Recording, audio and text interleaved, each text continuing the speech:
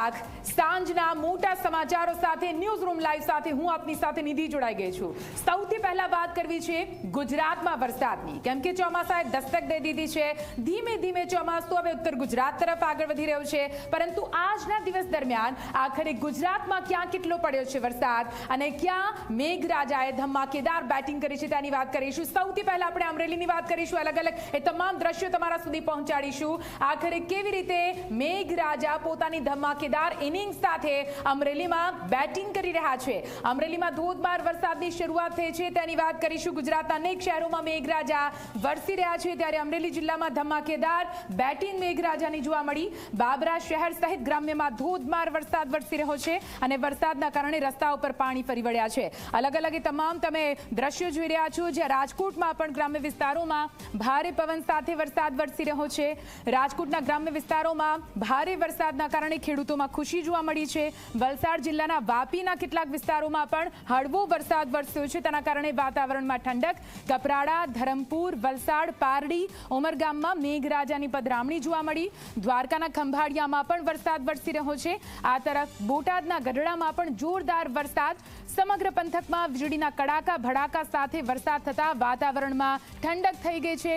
સ્થાનિકોએ ગરમીમાંથી હાશકારો મેળવ્યો છે।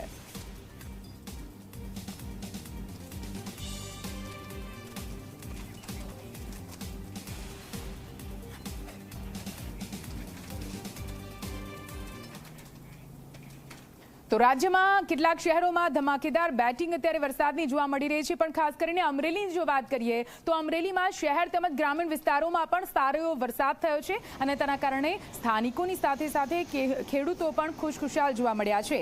બાબરા શહેર સહિત ગ્રામ્ય વિસ્તારોમાં ધોધમાર વરસાદ વરસી રહ્યો છે। ધોધમાર વરસાદના કારણે રસ્તાઓ પર પાણી ફરી વળ્યા। શહેરી વિસ્તારની વાત કરીએ તો ચરખા તેમજ ચમારડી, નીલવડા અને વાવડીમાં ભારે વરસાદ। અસહ્ય ઉકળાટ વચ્ચે મન મૂકીને મેઘરાજા વરસી રહ્યા છે। વાવણી લાયક વરસાદ છે, તેના કારણે ખેડૂતોમાં ખુશી સ્વાભાવિક રીતે। અમરેલીના લાઠી અને બાબરા પંથકમાં પણ વરસાદ અને આ વરસાદના કારણે હાલ તો ખેડૂતોમાં હર્ષની લાગણી જોવા મળી રહી છે। લાઠીના હરસુરપુર સહિતના વિસ્તારમાં વરસાદ વરસી રહ્યો છે। બાબરાના વાંડડિયા અને લુણકીમાં પણ વરસાદ વરસી રહ્યો છે।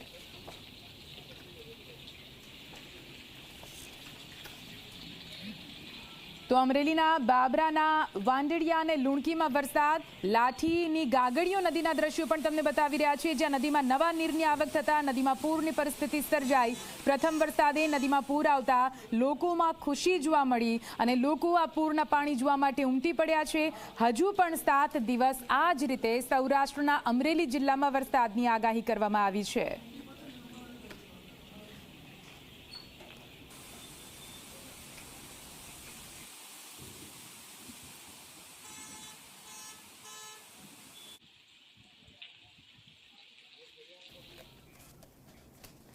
તો રાજ્યમાં આજે તો સારો એવો વરસાદ પડ્યો છે, પણ સાથે સાથે આગામી 7 દિવસ માટે પણ સારા વરસાદની આગાહી કરવામાં આવી છે। રાજ્યના કેટલા એવા જિલ્લા છે કે જ્યાં સારા વરસાદની આગાહી હવામાન વિભાગ કરી છે। સાથે સાથે અંબાલાલ કાકાએ પણ સારા એવા વરસાદની ધમાકેદાર બેટિંગની આગાહી કરી છે। શું કહ્યું છે તેમણે, આવો સાંભળીએ। आने वाले दिनों के लिए जो गुजरात स्टेट के लिए फोरकास्ट दिया जा रहा है वो डे 1 की बात करेंगे तो डे 1 के लिए आइसोलेटेड प्लेसेस पे लाइट टू मॉडरेट रेन का फोरकास्ट दिया गया है। और जो डिस्ट्रिक्ट है जहां पर गुजरात रीजन में आइसोलेटेड प्लेसेस पे लाइट टू मॉडरेट रेन और साथ में थंडरस्टॉर्म की वार्निंग होगी, वो डिस्ट्रिक्ट है अहमदाबाद, दाहोद, छोटा उदयपुर, सूरत, डांग, नवसारी, वलसाड़, तापी, दमन और दादरा नगर हवेली।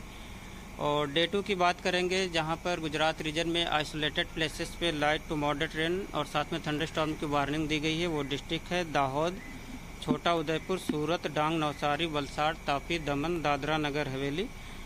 और डे 3 और डे 4 के लिए डे 3, डे 4 और डे 5 के लिए साउथ गुजरात रीजन को फ्यू प्लेसेस पे लाइट टू मॉडरेट रेन का फोरकास्ट दिया गया है। હાલમાં આપણે જોવા જઈએ તો પવન વાહક નક્ષત્રમાં કેટલાક લોકો જોઈએ તો 17 થી 22 તારીખમાં ભારે તેજ પવનની ગતિ સાથે અને ગાજવીજ સાથે રાજ્યના ભિન્ન ભિન્ન ભાગમાં વરસાદ થવાની શક્યતા રહે છે કે પવનનો બહુ ઘણા તેજ ગતિના છે અને આ પવનોની ગતિ આજ રાતથી થઈ જશે. આજ રાતથી લગભગ દક્ષિણ ગુજરાતના ભાગો, દક્ષિણ ખંભાત વગેરે ભાગો અને મધ્ય ગુજરાતના ભાગો, ઉત્તર ગુજરાતના ભાગો અને કચ્છના ભાગોમાં ગાજવીજ સાથે આજ રાતથી જ કેટલાકમાં વરસાદ થવાની શક્યતા રહે છે. 18મી તારીખથી ગાજવીજ વધશે. પરંતુ અન્ય યોગો જોઈએ તો બુધ આદ્રા નક્ષત્રમાં છે, શુક્ર આદ્રા નક્ષત્રમાં છે. જ્યારે શુક્ર અને બુધ આદ્રા નક્ષત્રમાં હોવાથી પવનની ગતિ તેજ રહેશે અને 17મી તારીખથી આ યોગ બની રહ્યો છે અને આ યોગમાં વરસાદ પણ થતો હોય છે. એટલે બુધ શુક્રના યોગો આજ રાતથી ગાજવીજ અને પવનની ગતિ સાથે યોગો કરશે. તારીખ 20થી 28માં આદ્રા નક્ષત્ર આવે છે અને કહેવાય છે આદ્રા ને મેપાદ્રા. એટલે આ નક્ષત્રમાં વરસાદ થવાની શક્યતા છે, કારણ કે આદ્રા નક્ષત્ર વધુ વરસાદનું છે અને આદ્રામાં જ્યારે જેઠ વદમાં પંચક નક્ષત્ર આવે ત્યારે વરસાદનું જોર વધતું હોય છે. અને કહેવાય છે કે પંચકામાં જૈન સાધુઓ વિહાર કરતા નથી, એટલે આ વખતે પંચકામાં પણ વરસાદ થવાની શક્યતા છે. પંચક એટલે પંચક નક્ષત્ર ચંદ્રનું. એટલે તારીખ 20થી 28માં આદ્રા નક્ષત્રમાં વરસાદ થવાની શક્યતા છે.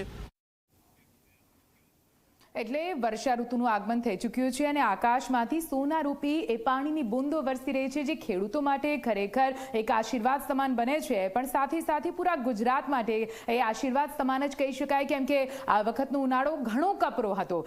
7 દિવસ માટે હજુ પણ સારા વરસાદની આગાહી કરવામાં આવી છે. હવામાન વિભાગની આપણે બાઇટ સાંભળી તમને શું કહેવું છે, ક્યાં વરસાદ પડી શકે છે, વિંડીના માધ્યમથી પણ આપણે બતાવવાનો પ્રયત્ન કરીશું કે આખરે કેવો માહોલ અને આગળના 7 દિવસનું ફોરકાસ્ટ શું કહે છે. આ ગુજરાતનો મેપ તમે જોઈ શકો છો.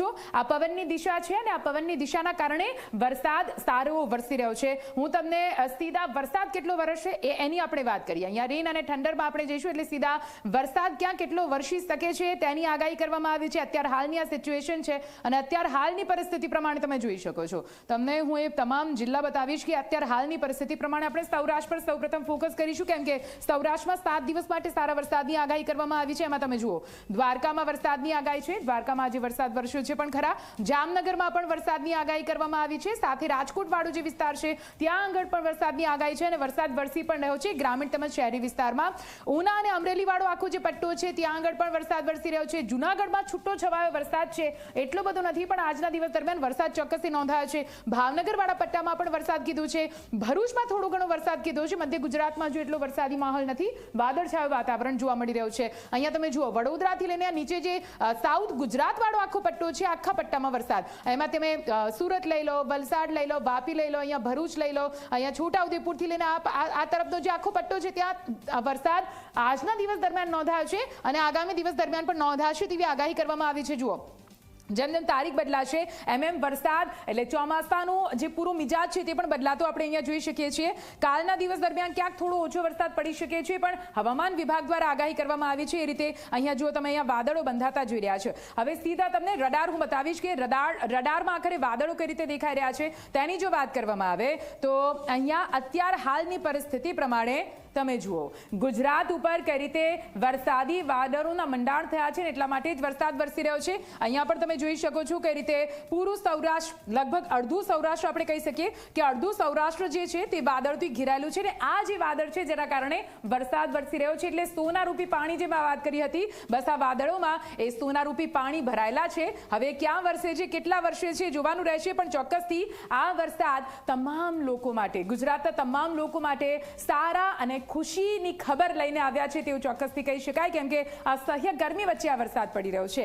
આ વરસાદની જ આપણે વાત કરી રહ્યા છીએ તો દ્વારકાની વાત આજે કરવી પડે, કેમ કે દ્વારકાના ગ્રામીણ તેમજ શહેરી વિસ્તારમાં પણ સારો એવો વરસાદ નોંધાયો છે અને વરસાદ પડતાની સાથે ખેડૂતોમાં ખુશી જોવા મળી. ખેડૂતોએ વાવણીની શરૂઆત કરી દીધી છે. ખેડૂતો ખુશખુશાલ થઈ ચૂક્યા છે. તેમને એક સારી આશા પણ બંધાઈ છે, કેમ કે આ વખતે હવામાન વિભાગે પણ કહ્યું હતું કે સારો એવો વરસાદ આ વખતે નોંધાઈ શકે છે અને વરસાદને જોતા, વરસાદની શરૂઆત થતા, આદ્રા નક્ષત્રમાં વરસાદની શરૂઆત થતા તેમણે વાવણીની પણ શરૂઆત કરી દીધી છે.